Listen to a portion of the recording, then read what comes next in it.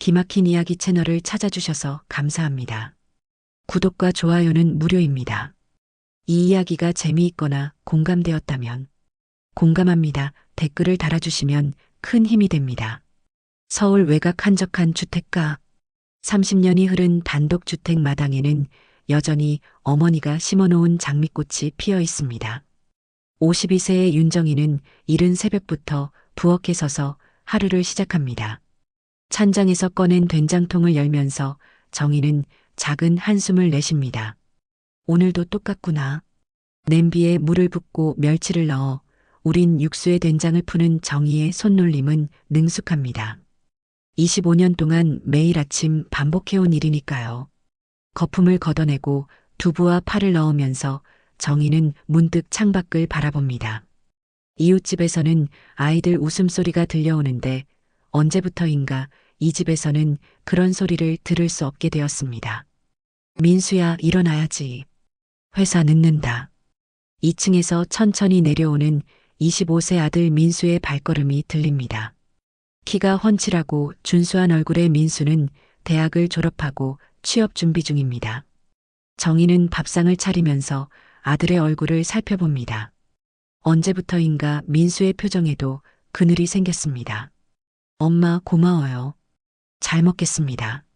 민수는 예의 바르게 인사하지만 목소리에 생기가 없습니다. 정희는 도시락을 싸면서 아들에게 말을 겁니다. 민수야, 면접 준비는 잘 되고 있니? 네, 그런대로요. 근데 엄마는 괜찮으세요? 요즘 안색이 안 좋아 보이는데. 정희는 거울을 보지 않아도 자신의 얼굴이 어떨지 알고 있습니다. 50이 넘은 나이에 주름이 늘어가는 것은 자연스러운 일이지만 마음의 피로가 얼굴에 그대로 드러나고 있다는 것도 느끼고 있습니다. 괜찮다, 괜찮아. 엄마는 튼튼하니까. 이때 계단에서 구두 소리가 들려옵니다. 58세의 박성호가 말끔한 정장 차림으로 내려옵니다. 대기업 임원답게 품이 있는 모습이지만 정희를 바라보는 눈빛에는 온기가 없습니다. 아침 차려놨으니까 드세요. 정희가 조심스럽게 말하자 성호는 시계를 보며 고개를 젓습니다. 시간 없어. 회사에서 중요한 회의가 있거든. 성호는 커피 한 잔만 마시고 서둘러 나갑니다. 현관문이 닫히는 소리가 유독 크게 들립니다. 민수도 곧 도시락을 챙겨 나서면서 정희의 어깨를 가볍게 두드립니다. 엄마, 저녁에 일찍 들어올게요. 같이 저녁 먹어요. 홀로 남은 정희는 거실 소파에 앉아 찻잔을 들고 있습니다. 텅 빈 집안은 적막합니다. 정희는 결혼 초기를 떠올려 봅니다. 그때는 이 집에 웃음소리가 가득했습니다. 성우가 퇴근하면 민수를 안고 놀아주었고 저녁 식탁에서는 하루 있었던 일들을 나누곤 했습니다. 하지만 성우가 승진을 거듭하면서 집에 오는 시간은 점점 늦어졌습니다. 주말에도 골프나 회식으로 바쁘다며 집을 비우는 일이 잦아졌습니다. 정희는 혼자서 민수를 키우는 기분이었습니다. 언제부터 우리가 이렇게 되었을까? 정희는 벽에 걸린 가족 사진을 바라봅니다. 민수가 중학생일 때 찍은 사진 속에서 세 사람은 행복하게 웃고 있습니다. 하지만 그것도 벌써 10년 전 일입니다. 집안을 정리하다가 정희는 성호의 서재에 들어갑니다. 정갈하게 정리된 책상 위에 놓인 일정표를 보니 오늘도 저녁 약속이 빼곡히 적혀 있습니다. 정희는 더 이상 성호의 일정에 대해 묻지 않습니다. 어차피 중요한 건 회사 일뿐이니까요. 점심을 혼자 먹으며 정희는 텔레비전을 켭니다. 드라마에서는 나이든 부부가 서로를 위로하며 손을 잡는 장면이 나옵니다. 정희는 리모컨으로 채널을 돌립니다. 요리 프로그램에서는 젊은 요리사가 가족을 위한 요리를 소개하고 있습니다. 가족을 위한 요리라. 정희는 쓸쓸하게 웃습니다. 자신도 매일 가족을 위해 요리하고 있지만 정작 가족들은 그 마음을 알아주지 않는 것 같습니다. 저녁 시간이 되어 민수가 돌아왔습니다. 성우는 여전히 연락이 없습니다. 모자는 둘이서 저녁을 먹으며 이런저런 이야기를 나눕니다. 엄마, 오늘 도시락 정말 맛있었어요. 회사 선배들도 부러워하더라고요. 민수의 말에 정희는 미소를 짓습니다. 적어도 아들만은 자신을 알아주는 것 같아 다행입니다. 그래, 다행이다. 내일은 뭘 해줄까? 엄마가 해주시는 건 뭐든 좋아요. 하지만 민수의 표정도 밝지만은 않습니다. 취업이 쉽지 않은 현실 때문에 스트레스를 받고 있는 것이 분명합니다. 밤이 되어서야 성우가 돌아왔습니다. 술 냄새를 풍기며 들어온 성우는 정희와 눈을 마주치지도 않고 바로 2층으로 올라갑니다. 정희는 성우를 위해 미역국을 끓여 놓았지만 성우는 그것조차 거들떠보지 않습니다. 침실에서 성우는 이미 잠든 척 눈을 감고 있습니다. 정희는 조심스럽게 침대에 누우면서 생각합니다. 우리가 언제부터 이렇게 남처럼 되었을까? 이 집에서 진짜 행복했던 게 언제였더라? 천장을 바라보며 정희는 잠이 오지 않습니다. 옆에 누워있는 남편이지만 마음의 거리는 점점 멀어져만 갑니다. 정희는 모르고 있습니다. 이것이 자신의 인생이 완전히 바뀌기 전 마지막으로 평범한 일상을 보내는 밤이라는 것을. 그날 저녁도 평소와 다를 바 없이 시작되었습니다. 정희는 성우가 좋아하는 갈비찜을 정성스럽게 준비했습니다. 민수도 일찍 들어와 어머니를 도우며 식탁을 차렸습니다. 하지만 성우는 8시가 넘어서야 집에 돌아왔습니다. 아버지 오셨네요. 민수가 반갑게 인사하자 성우는 고개만 끄덕이고 소파에 앉았습니다. 평소보다 표정이 더욱 굳어 보였습니다. 정희는 성우의 기분을 살피며 조심스럽게 다가갔습니다. 여보, 저녁 차렸어요. 갈비찜 해놨는데 같이 드셔요. 성우는 잠시 망설이더니 무거운 목소리로 대답했습니다. 정희, 잠깐 이야기 좀 하자. 성우의 목소리에는 평소와 다른 무게감이 있었습니다. 정희는 가슴이 두근거리기 시작했습니다. 이상한 예감이 들었습니다. 민수는 방에 좀 있어라. 네, 아버지. 민수가 2층으로 올라가자 거실에는 부부만 남았습니다. 성우는 정희와 마주보고 앉으면서 깊은 한숨을 내쉬었습니다. 정희는 두 손을 무릎 위에 얹고 성우를 바라보았습니다. 무슨 일이에요? 회사에 무슨 문제라도 생겼나요? 성우는 고개를 저었습니다. 그리고는 한참을 입을 다물고 있다가 천천히 입을 열었습니다. 정희, 우리 이혼하자. 정희는 귀를 의심했습니다. 분명히 잘못 들었을 것이라고 생각했습니다. 뭐라고요? 지금 뭐라고 하신 거예요? 이혼하자고 했어. 우리 더 이상 함께 살 이유가 없잖아. 성우의 말은 차갑고 단호했습니다. 정희는 머리가 하얘지는 것을 느꼈습니다. 가슴이 터질 것처럼 뛰기 시작했습니다. 갑자기 왜 이런 말을 하세요? 무슨 일이 있었나요? 성우는 정희의 눈을 똑바로 쳐다보며 말했습니다. 솔직히 말할게. 나 다른 사람 생겼어. 정희는 숨이 막혔습니다. 가슴에 큰 돌덩이가 떨어진 것 같았습니다. 다른 사람이라니. 누구예요? 회사 비서 최은주야. 33살이고 나한테는 너보다 훨씬 필요한 사람이야. 정희는 무릎에 힘이 풀려 주저앉을 뻔했습니다. 25년 동안 함께 살아온 남편이 이렇게 차갑게 말할 수 있다는 것이 믿어지지 않았습니다. 당신이 어떻게 이럴 수가 있어요? 민수는 어떻게 하고요? 우리 가족은 뭐가 되는 거예요? 성우는 아무렇지도 않다는 듯이 대답했습니다. 민수는 다 컸잖아. 이제 취업해서 독립할 나이고, 너도 이제 내 인생 내가 알아서 살아. 정희는 믿을 수 없다는 표정으로 성우를 바라보았습니다. 이 사람이 정말 자신이 사랑했던 남편이 맞는지 의심스러웠습니다. 25년을 함께 살았는데, 그게 당신한테는 아무것도 아니었나요? 정희, 솔직히 말하면 우리는 진작에 끝났어. 그냥 형식적으로 사는 거였잖아. 서로 사랑하지도 않으면서 왜 계속 이렇게 살아야 해? 성우의 말 한마디 한마디가 정희의 가슴을 찔렀습니다. 정희는 눈물이 나려고 했지만 참았습니다. 그런데 왜 하필 지금이에요? 왜 갑자기? 은주가 임신했어. 정희는 완전히 무너졌습니다. 그동안 품고 있던 희망이 산산조각 났습니다. 임신이라고요? 응. 그래서 빨리 정리하고 새 출발하려고 해. 위자료는 적당히 줄 테니까 조용히 넘어가자. 정희는 분노가 치밀어 올랐습니다. 25년 동안 헌신했던 자신을 이렇게 쉽게 버릴 수 있다는 것이 분했습니다. 적당히 위자료를 준다고요? 당신은 지금 물건값을 치르는 것처럼 말하고 있어요. 정희, 큰 소리 내지 마. 민수 듣는다. 민수는 뭐라고 할 건데요? 아버지가 바람 피워서 집을 나간다고? 성우는 짜증스럽다는 표정을 지었습니다. 민수한테는 내가 직접 얘기할 거야.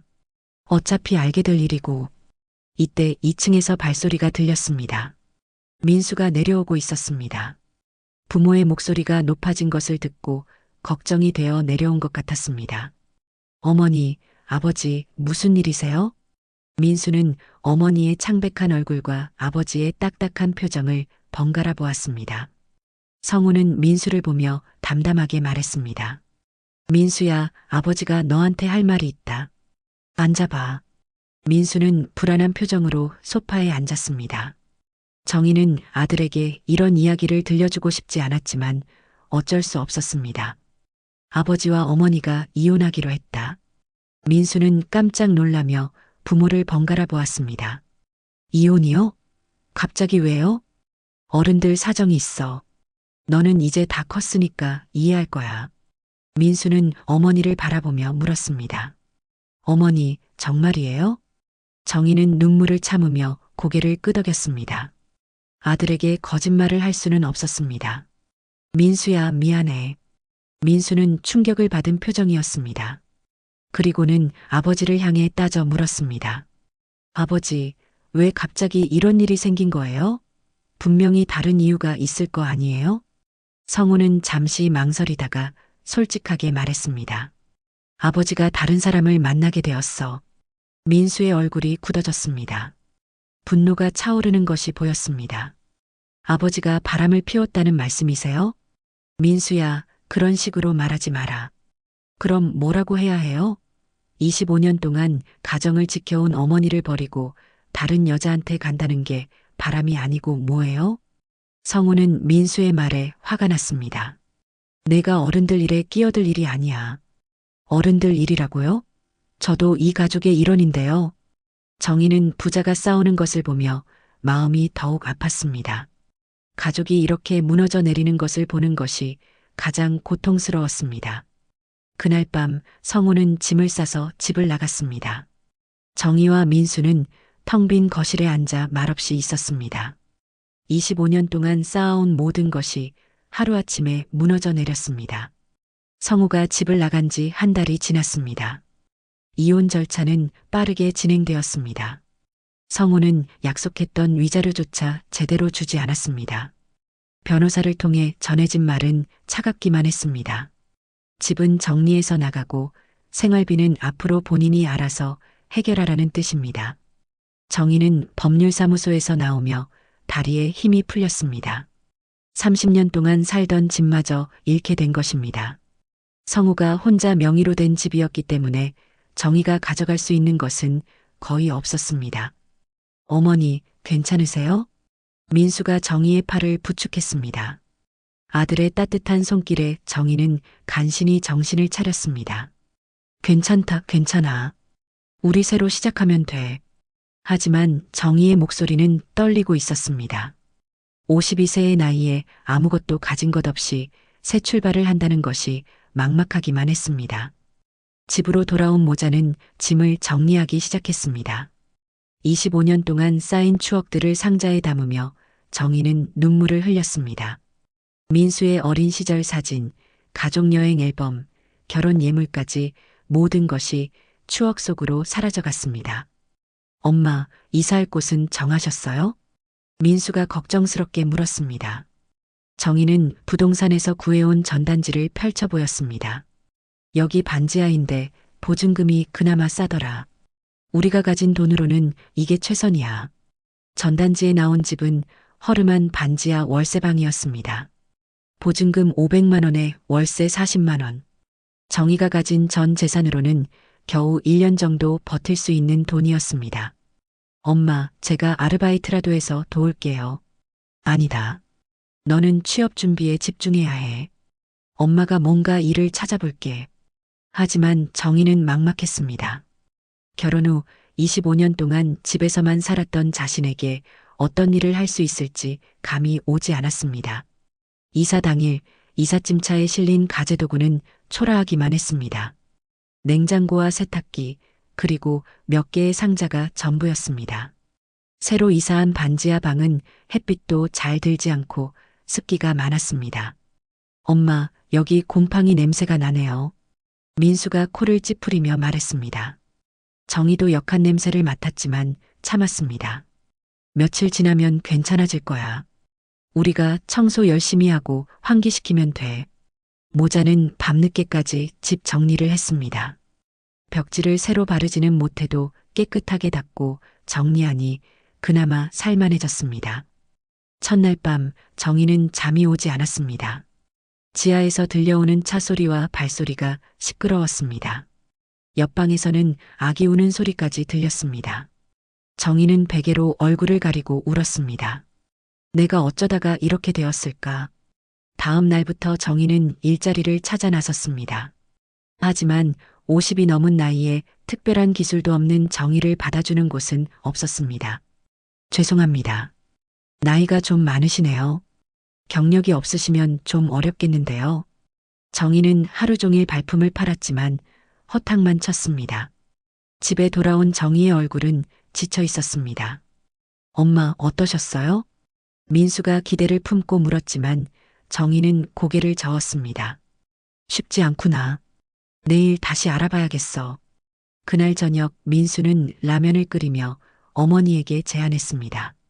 엄마, 제가 생각해 본 게 있어요. 뭔데? 우리 국밥집 해봐요. 정희는 깜짝 놀라며 민수를 바라봤습니다. 국밥집? 갑자기 무슨 소리야? 진짜예요. 엄마가 끓여주시던 국밥 맛을 저는 잊을 수가 없어요. 어릴 때 몸살 나거나 기분이 안 좋을 때 엄마가 끓여주시던 그 국밥요. 민수는 진지했습니다. 정희는 당황스러웠습니다. 민수야, 국밥집이 그렇게 쉬운 일이 아니야. 돈도 많이 들고 경험도 없는데 어떻게 해? 엄마, 저 어릴 때 외할머니 집에서 본 거 기억나세요? 외할머니가 시장에서 국밥집 하시던 거요. 정희는 문득 어린 시절을 떠올렸습니다. 친정 어머니는 시장 한 구석에서 작은 국밥집을 운영했었습니다.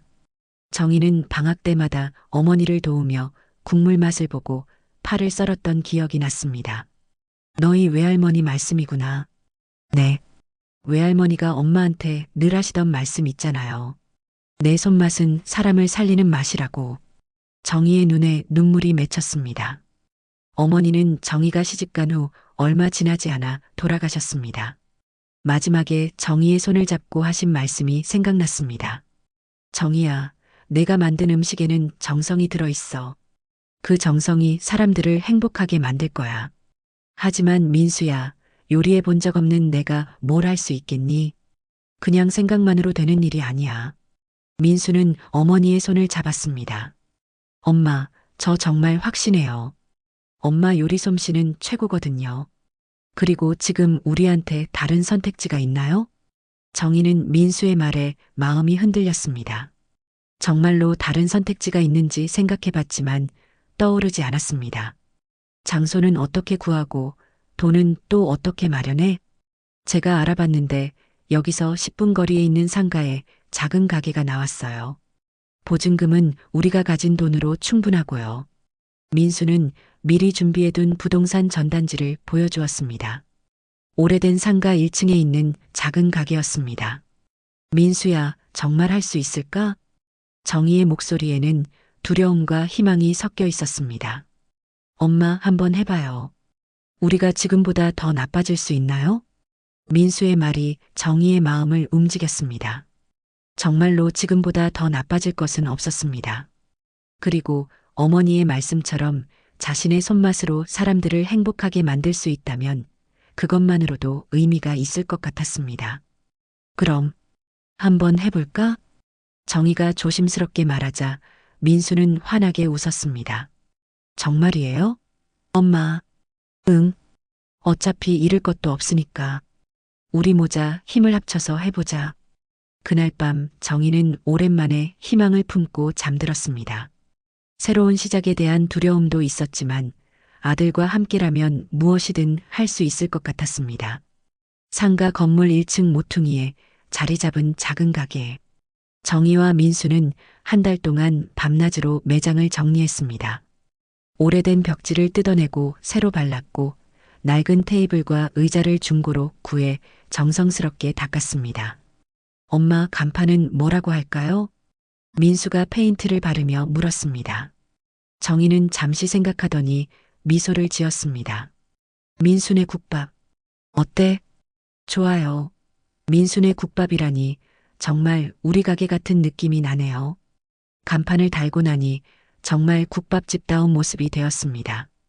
테이블 6개에 의자 20개가 전부인 작은 가게였지만 정희에게는 새로운 희망의 시작처럼 보였습니다. 개업 첫날 정희는 새벽 5시부터 일어나 준비를 시작했습니다. 사골을 우려낸 진한 육수에 된장을 풀고 직접 썬 파와 마늘을 넣어 국물 맛을 냈습니다. 민수는 밥을 짓고 김치와 반찬을 준비했습니다. 자, 오픈이다. 정희가 문을 열자 민수가 박수를 쳤습니다. 하지만 첫 손님은 쉽게 오지 않았습니다. 1시간, 2시간이 지나도 가게는 텅 비어 있었습니다. 엄마, 걱정하지 마세요. 첫날이니까 그럴 수 있어요. 하지만 정희의 마음은 조급했습니다.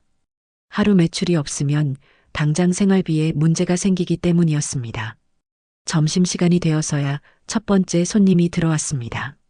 근처 공사장에서 일하는 인부 아저씨였습니다. 여기 국밥 하나 주세요. 정희는 떨리는 마음으로 국밥을 끓였습니다. 정성스럽게 고기를 넣고 파를 뿌려 내놓았습니다. 아저씨가 한 숟가락 떠서 입에 넣더니 표정이 밝아졌습니다. 아, 이거 진국이네. 오랜만에 진짜 국밥 맛보는구나. 정희는 가슴이 뛰었습니다. 첫 손님의 반응이 좋아서 희망이 생겼습니다. 맛있게 드세요. 부족한 게 있으면 말씀하세요. 아저씨는 국밥을 다 먹고 나서 만족스럽게 말했습니다. 사장님, 여기 국밥 정말 맛있어요. 내일도 올게요. 그날 하루 매출은 겨우 10,000원이었지만 정희는 희망을 품었습니다. 며칠이 지나면서 소문이 나기 시작했습니다. 공사장 아저씨가 동료들에게 이야기를 했고 하나둘씩 손님이 늘어나기 시작했습니다. 여기 국밥집 진짜 맛있다더라. 사장님이 정성스럽게 해주신다던데. 일주일 후 점심시간에는 줄이 서기 시작했습니다. 주로 근처에서 일하는 사람들이었지만 정희에게는 큰 힘이 되었습니다. 엄마 보세요. 벌써 이렇게 손님이 많아졌어요. 민수도 신이 나서 홀서빙을 도왔습니다. 정희는 바쁘게 국밥을 끓이면서도 기분이 좋았습니다. 하지만 좋은 일만 계속될 수는 없었습니다. 어느 날 오후 익숙한 목소리가 가게 앞에서 들렸습니다. 여기가 그 국밥집이구나. 정희는 깜짝 놀라 고개를 들었습니다. 성우와 최은주가 가게 앞에 서 있었습니다. 은주는 임신으로 배가 불러 있었고 성우는 비싼 정장을 입고 있었습니다. 어머, 이게 누구야? 박 이모님 아니세요? 은주가 일부러 큰 소리로 말했습니다. 가게 안의 손님들이 모두 쳐다보았습니다. 정희는 얼굴이 화끈거렸습니다. 성우는 차가운 눈으로 가게 안을 둘러보았습니다. 정희, 정말 국밥집 하고 있네. 내가 듣기로는 장사가 잘 된다던데?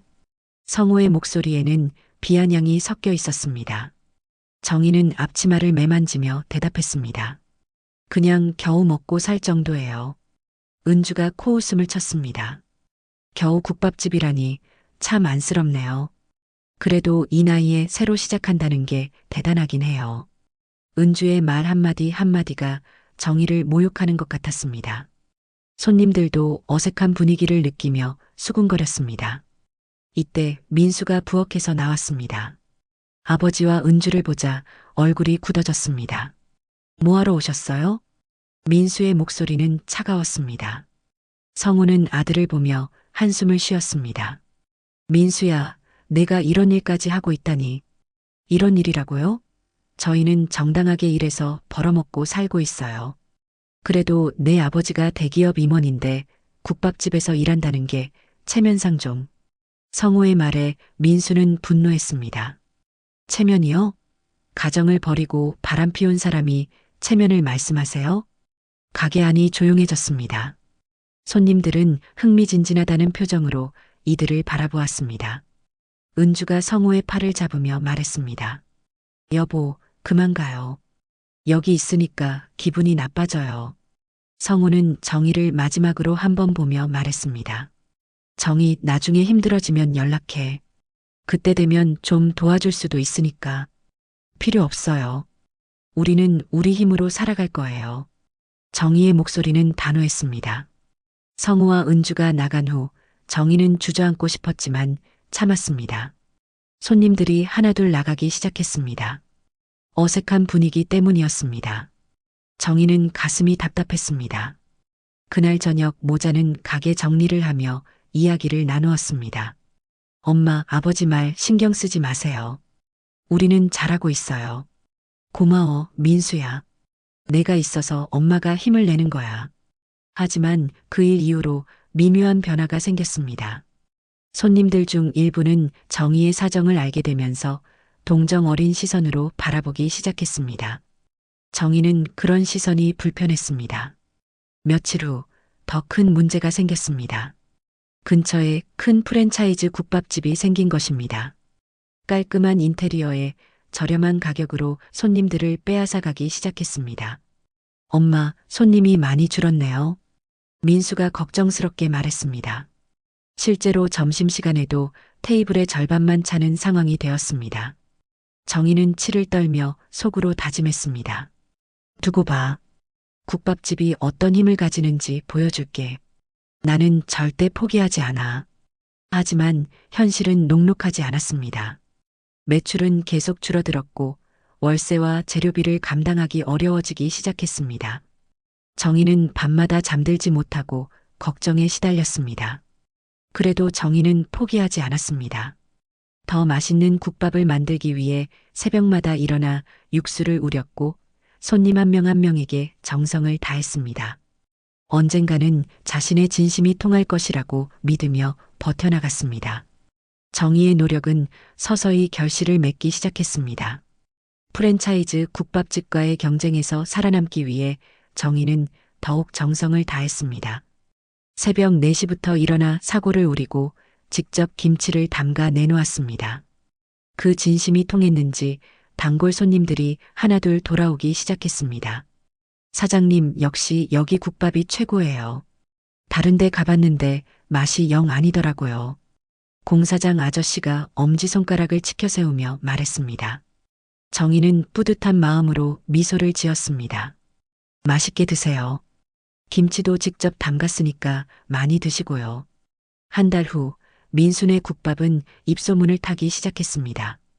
인근 회사 직장인들까지 점심을 먹으러 오면서 줄이 서는 맛집이 되었습니다. 온라인 리뷰도 올라오기 시작했습니다. 진짜 집밥 같은 국밥집 발견. 사장님이 정말 친절하세요. 이 동네 숨은 맛집. 국물이 진국입니다. 정희는 처음으로 희망을 품었습니다. 이제 월세 걱정 없이 살 수 있을 것 같았습니다. 하지만 성공이 눈에 띄기 시작하자 예상치 못한 문제들이 생겨났습니다. 먼저 근처 다른 식당들의 견제가 시작되었습니다. 새로운 국밥집이 손님을 다 빼앗아 가네. 우리도 장사해야 하는데 저러면 어떻게 살아? 경쟁 가게 사장들이 모여서 수군거리는 소리가 들렸습니다. 정희는 불편했지만 신경 쓰지 않으려고 했습니다. 그러던 어느 날 구청 위생과 직원들이 갑자기 나타났습니다. 위생 점검 나왔습니다. 영업신고증 좀 보여주세요. 정희는 당황했습니다. 모든 서류는 제대로 갖춰 놓았지만 갑작스러운 점검이 부담스러웠습니다. 네, 여기 있습니다. 점검관들은 구석구석 꼼꼼히 살펴보았습니다. 냉장고 온도, 유통기한, 조리 과정까지 하나하나 체크했습니다. 여기 김치 냉장고 온도가 기준보다 조금 높네요.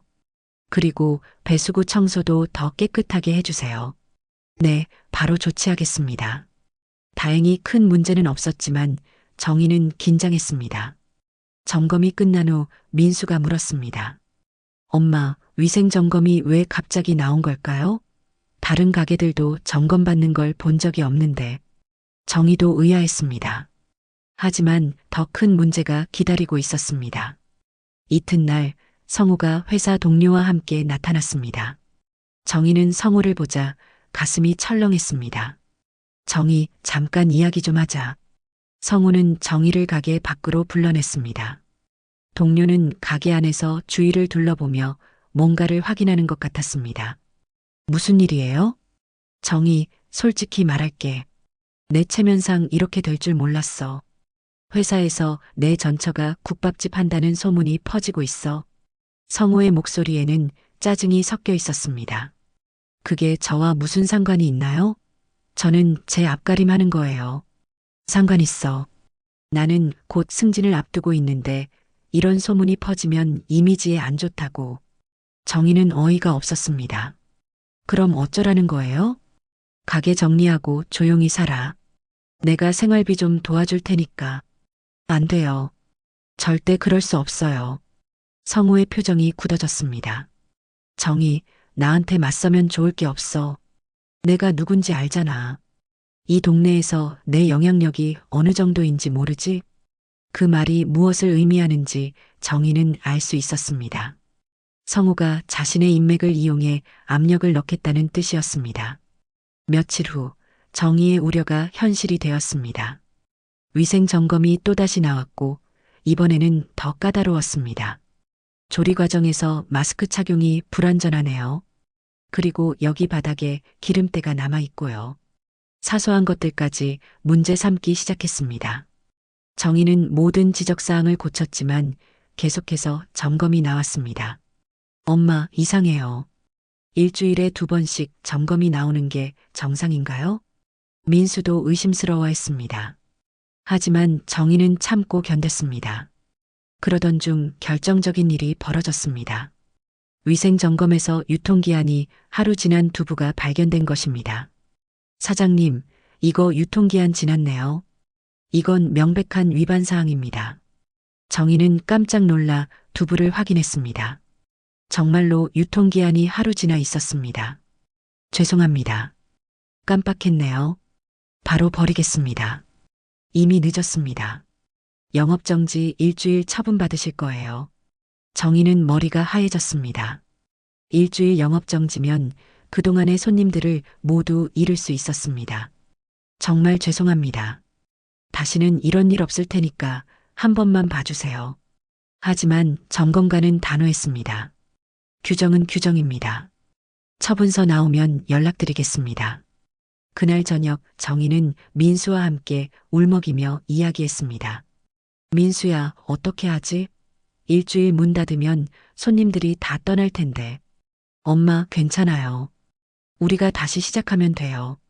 하지만 더 큰 불행이 기다리고 있었습니다.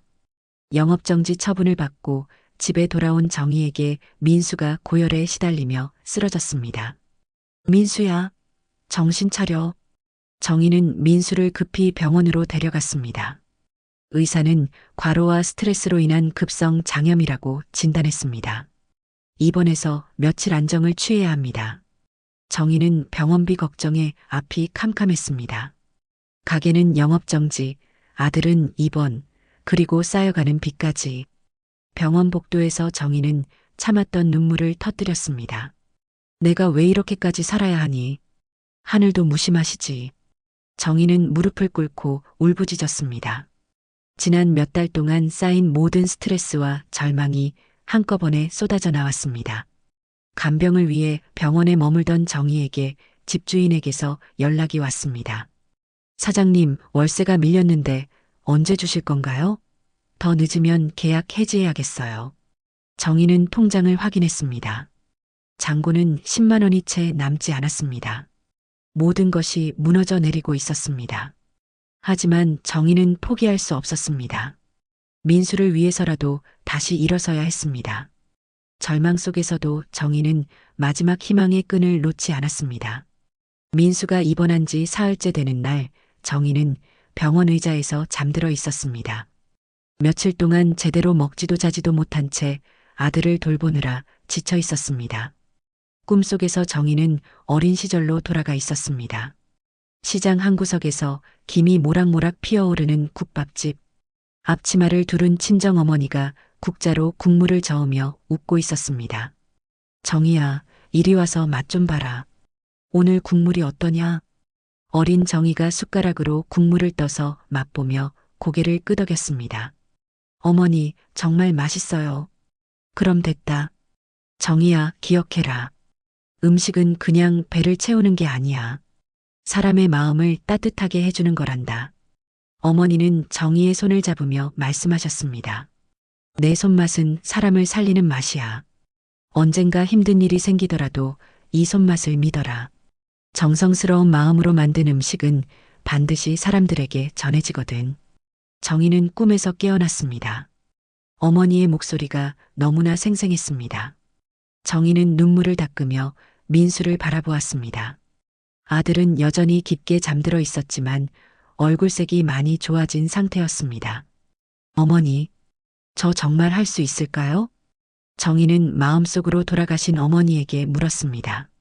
모든 것이 무너져 내린 지금 어머니의 말씀만이 정희에게 남은 희망이었습니다. 그때 민수가 눈을 떴습니다. 엄마, 물. 민수야, 정신 들었구나. 정희는 기쁜 마음으로 민수에게 물을 떠다 주었습니다.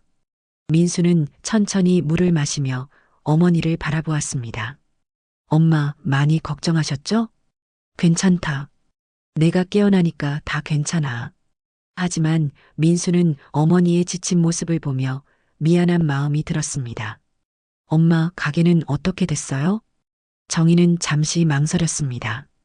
영업정지 처분과 월세 연체 이야기를 아들에게 하고 싶지 않았습니다. 괜찮아. 일주일 정도 쉬는 거야. 오히려 잘 됐어. 민수는 어머니가 거짓말하고 있다는 것을 알았지만 더 이상 묻지 않았습니다. 의사가 와서 민수를 진찰한 후 퇴원 허가를 내주었습니다. 많이 좋아졌네요. 집에서 며칠 더 안정을 취하시고 무리하지 마세요. 감사합니다, 선생님.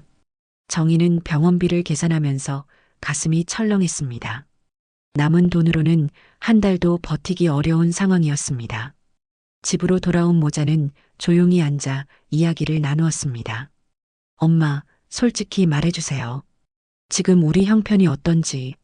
정희는 더 이상 숨길 수 없었습니다. 영업정지 처분과 월세 연체, 그리고 병원비까지 모든 상황을 민수에게 털어놓았습니다. 그럼 가게 문을 닫아야 하는 건가요? 아직 포기하기는 이르다. 엄마가 뭔가 방법을 찾아볼게. 하지만 정희도 막막했습니다. 돈을 빌릴 곳도 없고 다른 일을 찾기도 어려운 상황이었습니다. 그날 밤 정희는 혼자 가게에 가서 정리를 했습니다. 일주일 동안 문을 닫았던 가게는 먼지가 쌓여 있었습니다. 정희는 걸레질을 하며 눈물을 흘렸습니다. 어머니, 정말 제가 할 수 있는 걸까요? 이렇게 힘든데도 계속해야 하는 걸까요? 그때 가게 문이 열리는 소리가 들렸습니다. 공사장에서 일하던 단골 아저씨가 들어왔습니다. 사장님, 여기 계셨네요. 일주일 동안 문이 닫혀서 다른 데서 국밥 먹었는데 맛이 영 아니더라고요. 정희는 깜짝 놀라며 일어났습니다. 아저씨, 죄송해요. 사정이 있어서 잠깐 문을 닫았거든요. 언제 다시 여세요? 저희 공사장 인부들이 다들 기다리고 있어요. 아저씨의 말에 정희는 가슴이 뭉클해졌습니다. 정말이에요? 당연하죠. 사장님, 국밥만큼 맛있는 곳이 어디 있어요? 진짜 집에서 어머니가 끓여주신 것 같거든요. 정희는 그제서야 깨달았습니다. 자신이 단순히 국밥을 팔고 있는 것이 아니라 사람들에게 따뜻한 마음을 전하고 있었다는 것을. 아저씨, 고마워요. 정말 고마워요. 뭐려? 저희가 더 고맙죠. 빨리 다시 문 열어주세요.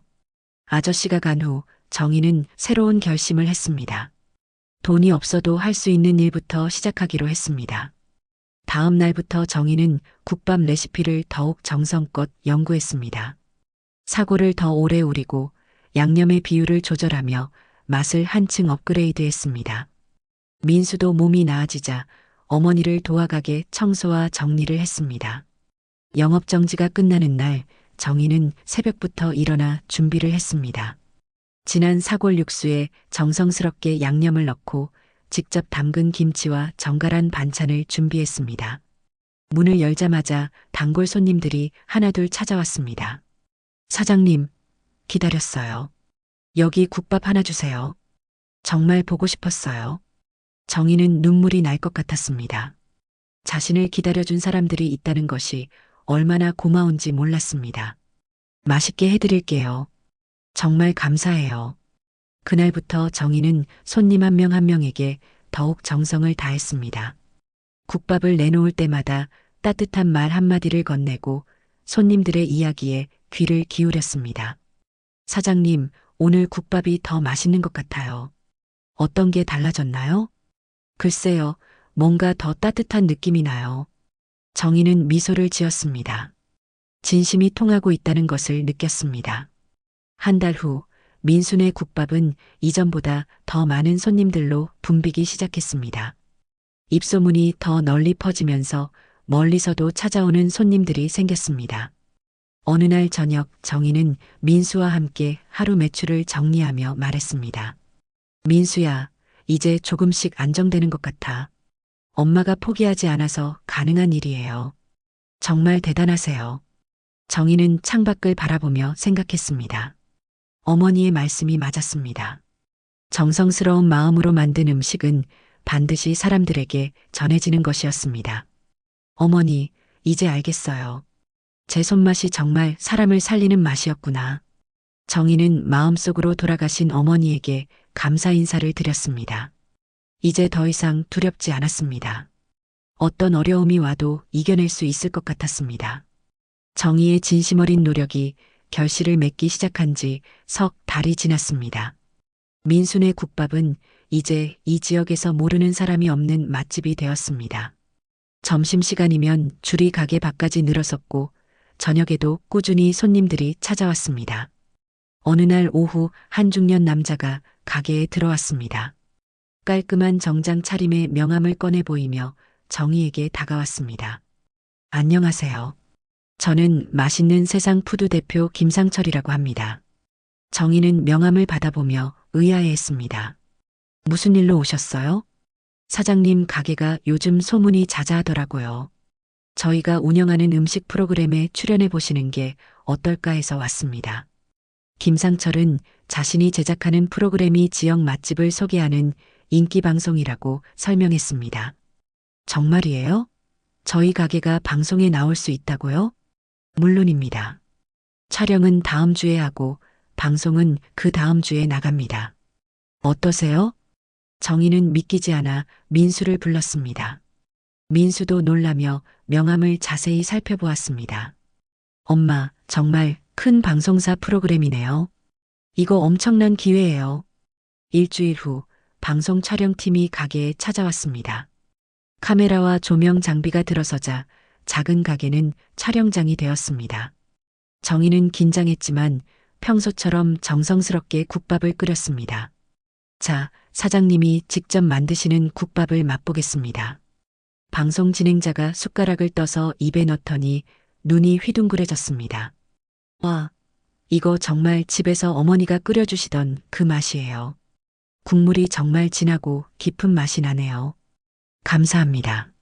저희 어머니께서 해주시던 방식 그대로 만들고 있어요. 정희는 카메라 앞에서 자신의 이야기를 들려주었습니다. 이혼 후 어려운 상황에서 아들과 함께 시작한 국밥집 이야기, 그리고 손님들에게 따뜻한 마음을 전하려는 자신의 마음을 솔직하게 털어놓았습니다. 방송이 나간 후 정희는 상상도 못한 일들을 경험했습니다. 전국 각지에서 사람들이 찾아오기 시작한 것입니다. 여기가 그 국밥집이구나. 방송에서 본 것보다 더 맛있네요. 가게는 연일 북새통을 이뤘습니다. 정희와 민수는 하루 종일 쉴 틈 없이 바빴지만 행복했습니다. 그런데 며칠 후 예상치 못한 연락이 왔습니다. 사장님, 저는 대한 프랜차이즈 개발 회사 이사 박민우라고 합니다. 사장님 가게를 프랜차이즈로 만들어 보는 게 어떨까요? 정희는 깜짝 놀랐습니다. 프랜차이즈라는 말 자체가 생소했습니다. 프랜차이즈요? 그게 뭔가요? 사장님의 레시피와 운영 방식을 다른 지역에도 똑같이 만드는 거예요. 전국에 민수네 국밥이 생기는 거죠. 박민호는 구체적인 제안을 했습니다. 계약금만 2억 원, 매달 로열티까지 합치면 상당한 수익을 올릴 수 있다는 내용이었습니다. 2억 원이라고요?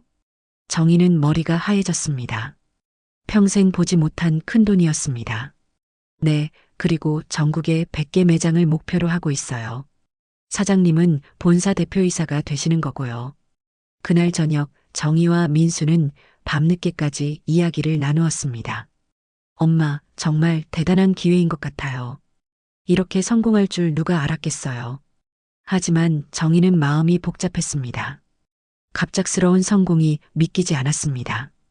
프랜차이즈 계약을 앞둔 날 정희는 오픈식을 준비했습니다. 계약서 서명과 함께 언론에도 공개하는 자리였습니다. 그런데 오픈식 당일 정희가 가장 보고 싶지 않은 사람들이 나타났습니다. 성우와 은주가 가게 앞에 나타난 것입니다. 은주는 아기를 안고 있었고 성우는 여전히 거만한 표정이었습니다. 어머, 정말 대단하네요. 방송까지 나오고. 은주가 비아냥거리며 말했습니다. 주변에 있던 기자들과 사람들이 이들을 주목했습니다. 무슨 일로 오셨어요? 정희는 최대한 차분하게 물었습니다. 성우가 앞으로 나서며 큰 소리로 말했습니다. 정희, 이 정도면 나한테 감사해야지. 나랑 이혼 안 했으면 이런 성공 못했을 거야. 정희는 어이가 없었습니다. 주변 사람들이 웅성거리기 시작했습니다. 감사하다고요? 무슨 말씀이세요? 내가 너를 버렸기 때문에 이렇게 독립할 수 있었잖아. 어떻게 보면 내가 내 성공의 은인인 셈이지. 성우의 뻔뻔함에 주변 사람들이 술렁였습니다. 기자들도 흥미롭다는 표정으로 카메라를 들이댔습니다. 은주가 성우의 말에 맞장구를 쳤습니다. 맞아요. 우리가 아니었으면 아직도 집에서 빈둥거리고 있었을 거예요. 이때 정희의 분노가 폭발했습니다. 그동안 참았던 모든 감정이 한꺼번에 솟구쳤습니다. 아니, 당신 때문에 망가졌지만 다시 일어난 건 내 힘이야. 정희의 목소리는 또렷하고 단호했습니다. 25년 동안 헌신한 나를 버리고 다른 여자한테 간 당신이 감사하라고? 당신이 날 무너뜨렸을 때 아무도 도와주지 않았어. 밤마다 울면서 견뎌야 했던 건 나야. 주변이 조용해졌습니다. 정희의 절규에 모든 사람이 집중했습니다. 당신이 날 버렸을 때 민수와 나는 반지하 월세방에서 라면으로 끼니를 때웠어. 그때 당신은 어디 있었어? 새 여자와 호텔에서 좋은 시간 보내고 있었잖아. 성우의 얼굴이 빨갛게 달아올랐습니다. 그리고 지금 내가 이렇게 성공한 건 당신 덕분이 아니야. 나를 믿어준 손님들과 묵묵히 곁에서 도와준 민수 덕분이야. 정희는 민수를 바라보며 말했습니다. 이제 우리 모자는 당신과 상관없이 살아. 다시는 우리 앞에 나타나지 마. 그때 손님들과 기자들이 박수를 치기 시작했습니다. 정희의 용기 있는 모습에 감동받은 것이었습니다.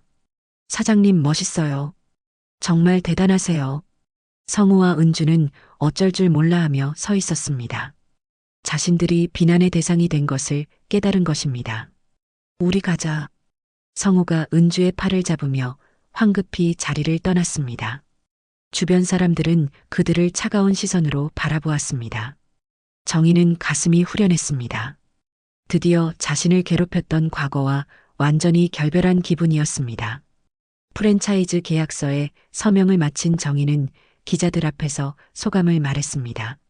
저는 단순히 돈을 벌기 위해 이 일을 시작한 게 아니에요.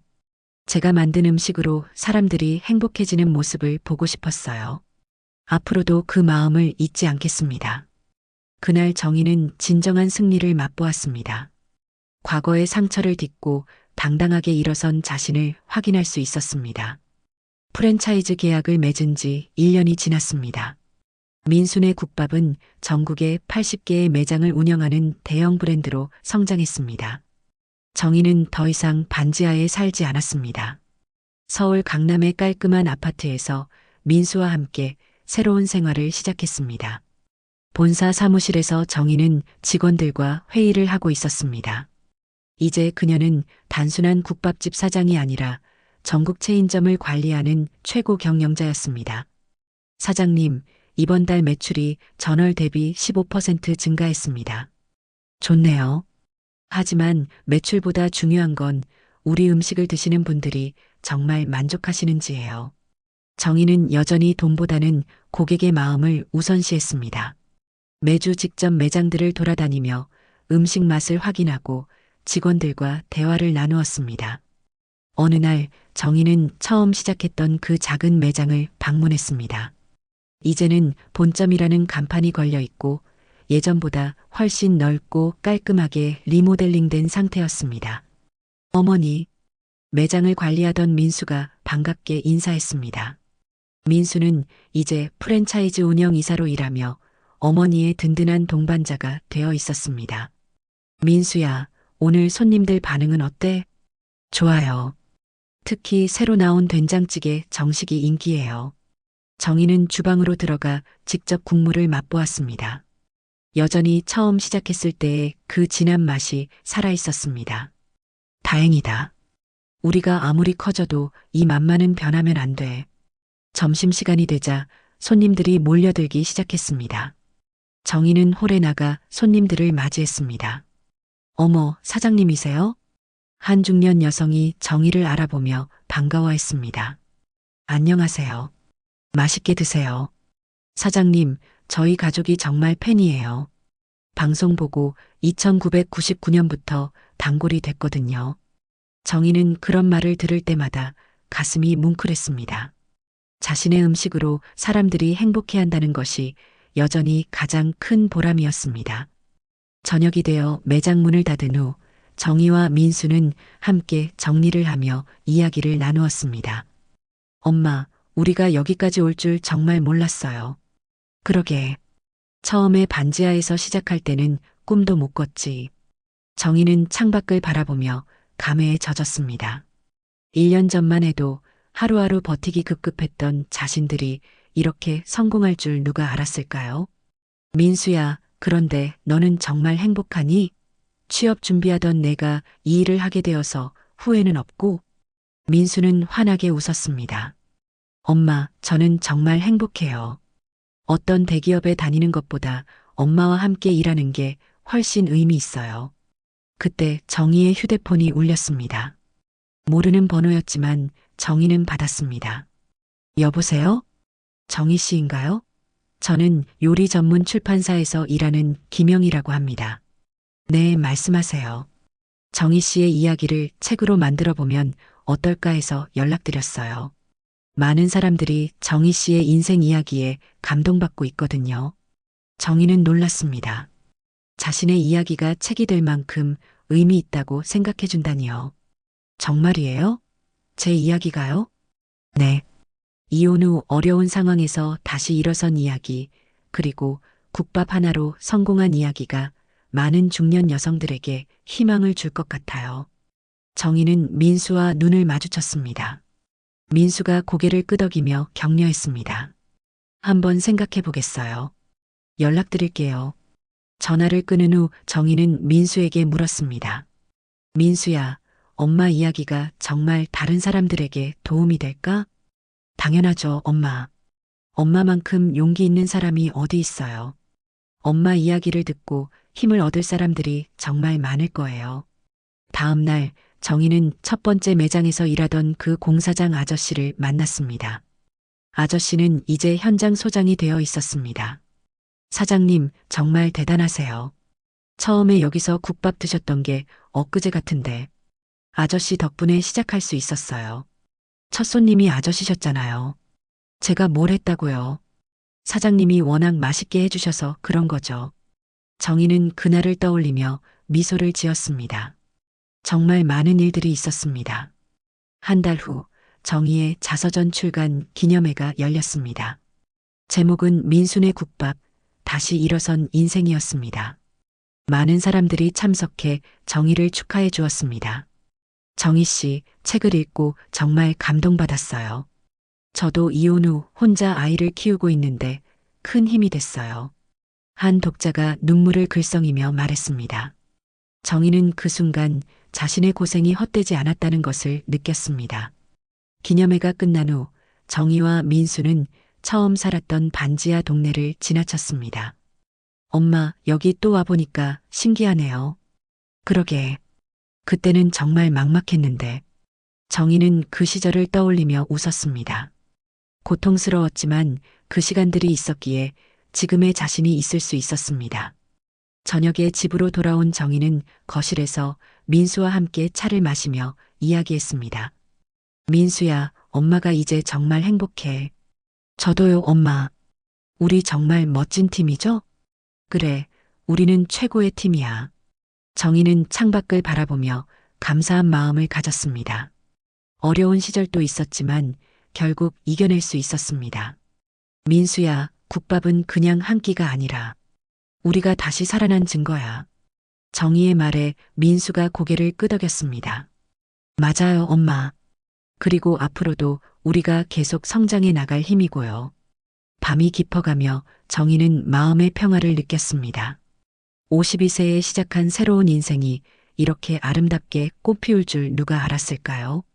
따뜻한 국밥김이 피어오르듯 정희의 제2의 인생도 이제 막 시작되고 있었습니다. 내일도 전국의 민순의 국밥에서는 따뜻한 국물과 함께 사람들의 마음을 데우는 이야기가 계속될 것입니다. 정희는 그것만으로도 충분히 행복했습니다.